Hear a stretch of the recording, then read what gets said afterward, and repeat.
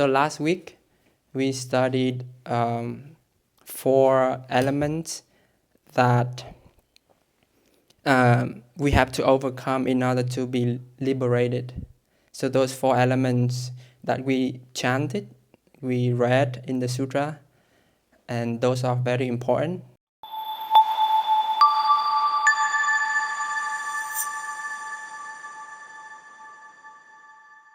Self,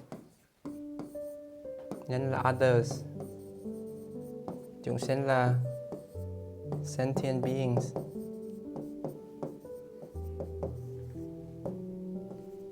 and time. Got that? So we think that our ego is so big. That's why our problem becomes so big.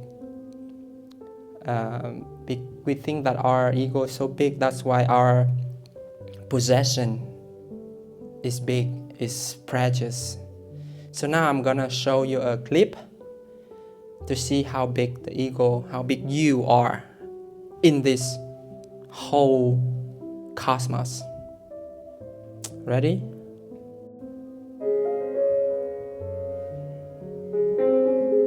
That's you, by the way.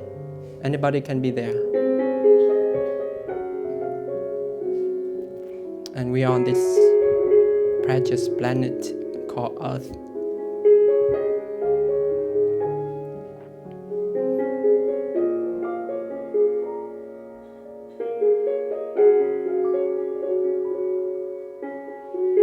This is Earth, if you forget. Đó là trái đất. Mặt trăng kìa.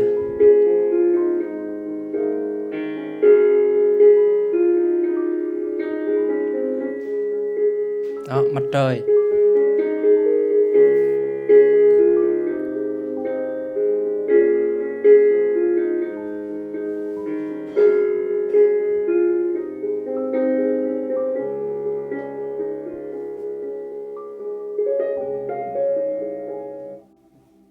Do you see how big you are there in that whole universe? So when we read the metaphor of each of the sand of the Ganges river can become a river, and then all the sands of all those rivers, that's uncountable, incomprehensible, unfathomable. We don't know how vast the cosmos is, let alone this little teeny bit of human we call me, myself, and I. So comparing to the whole cosmos, we are nothing. Let go of this one. When you let go of this one, what do you have? What's left? So whatever related to the self, the person, the ego you call self, is the known, right? Everything you know in this world. Another side note, the thing that you know more than the thing that you don't know, or the opposite. So when you sit, when you meditate and you say, oh, I'm good, I'm better than that one. He's moving, she's like doing something, but I'm still. I'm like the Buddha, very still. I'm good. I'm getting there. Is that a good meditation? Or is that just you are trying to kind of make up the ego? You're trying to make up the ego. Trying to make the ego look more beautiful. And then you can brag about that with other people. That's not meditation. When you meditate, okay, you are entering the unknown. And in order for you to enter the unknown, you have to become nobody. Nobody. If there's still a sense of Tyler or Cindy or Thay going to the unknown, then you're going to the wrong direction. The unknown is where the Tathagata is.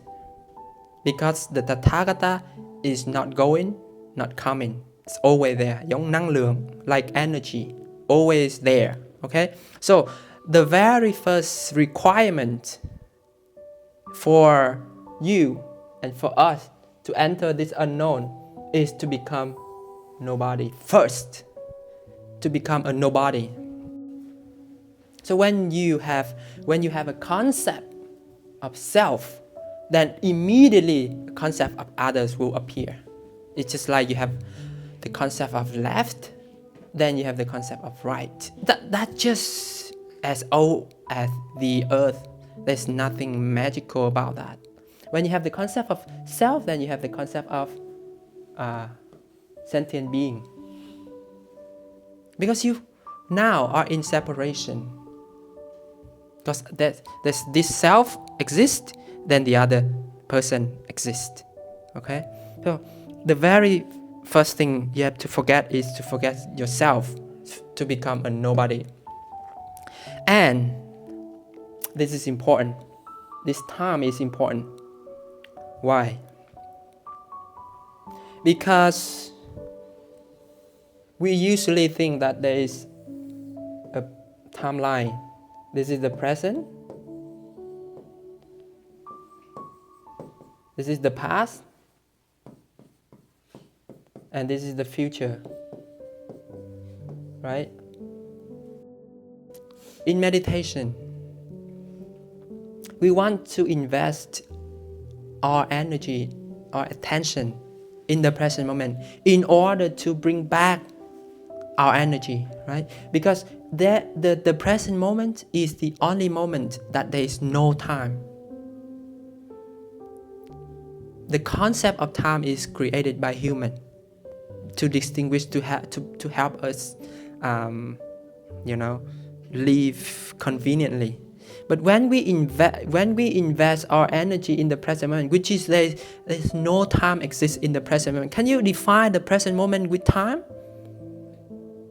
There's no time in the present moment.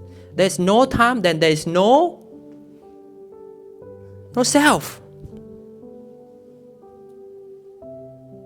This is called the eternal now.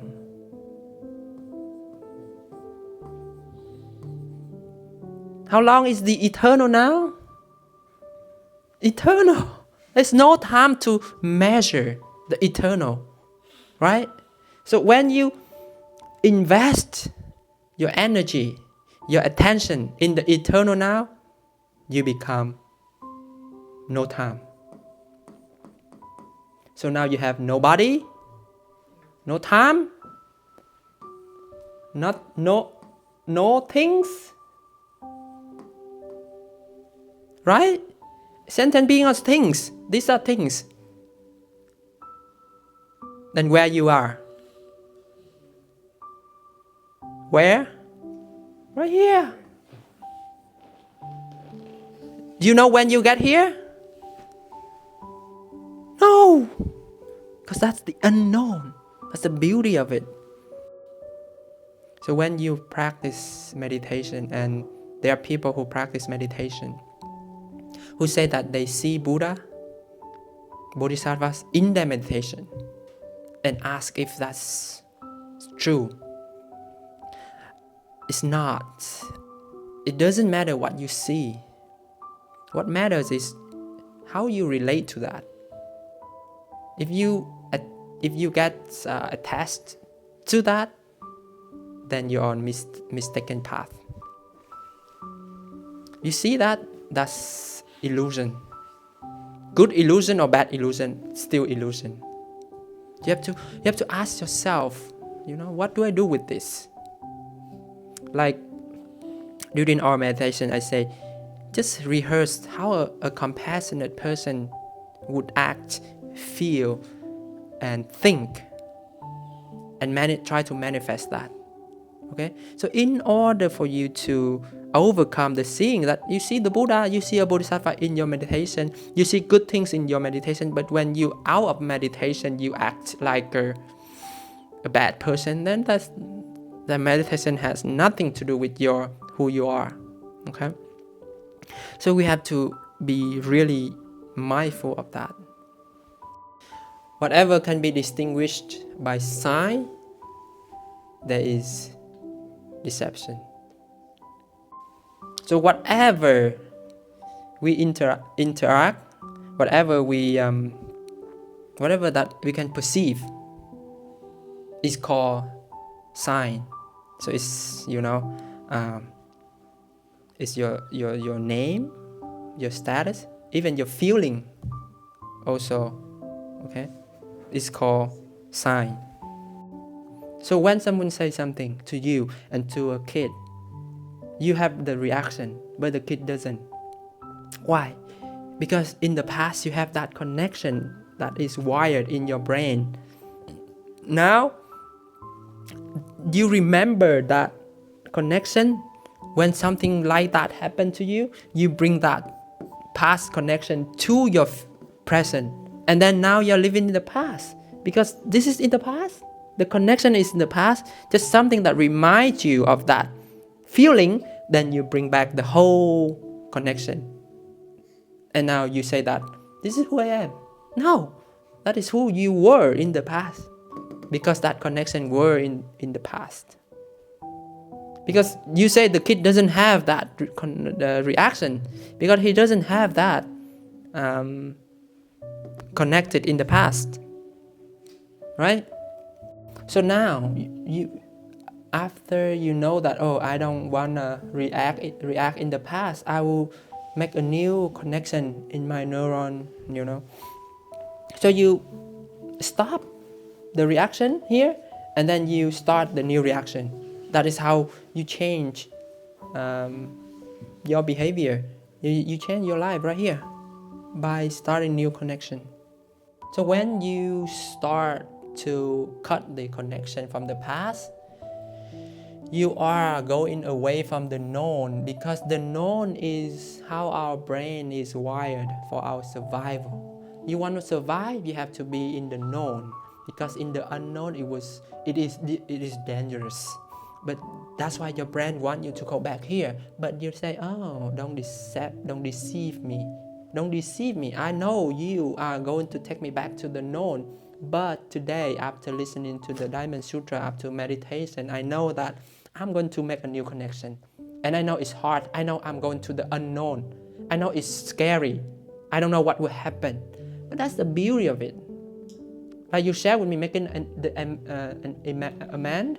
You don't know what will happen, but after you did that, it feels wonderful. So the unknown is like that. You know that, I used to react like that, and it doesn't get me anywhere. Now I react differently, so it will get me somewhere else, to the unknown. And the unknown is scary. The unknown is scary, but it will be worth it.